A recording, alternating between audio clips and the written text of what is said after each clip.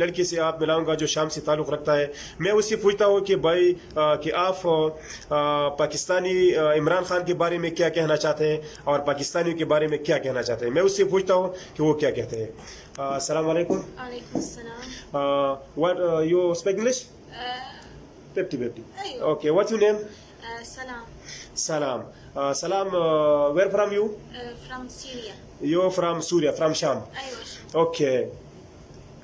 You take what you take about from Imran Khan? كل مرة يكون مشكلة. اوكي.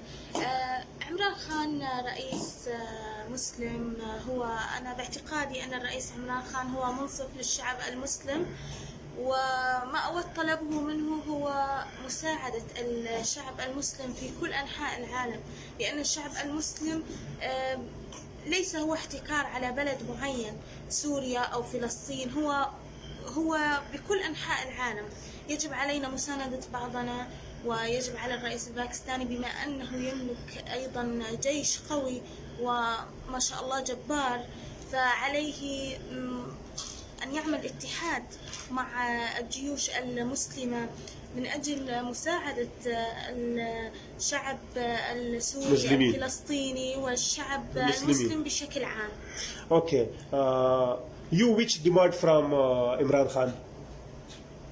يعني إيش تبغى من أنت من إمران خان؟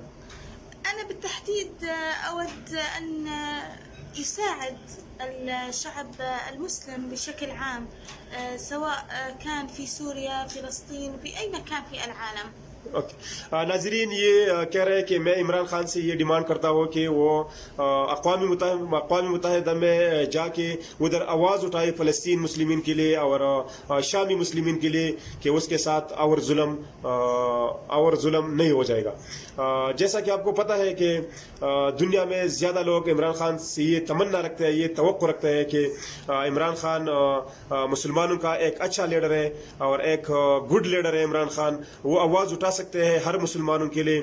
जैसा कि ये सूरी लड़के हैं, उसने भी ये आवाज़ उठाया इमरान खान से, ये तमन्ना किया कि वो आवाज़ उठाए फ़लस्तीनी मुसलमानों के लिए और शामी मुसलमानों के लिए।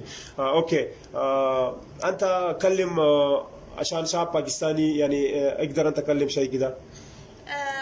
أنا أحب الشعب الباكستاني كأنه شعبي، وأتمنى أن نساند بعضنا دائما بما أننا جميعا مسلمين.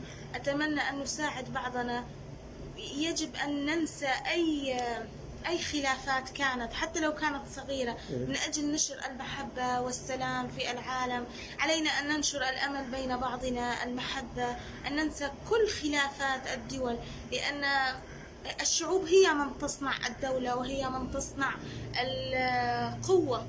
ओके, शुक्रान, अल्फ शुक्रान। नाजरीन, वीडियो को आगे शेयर करें और लाइक करें और अपने राय का इजहार कमेंट के जरिए दीजिए। Thank you so much. Thank you.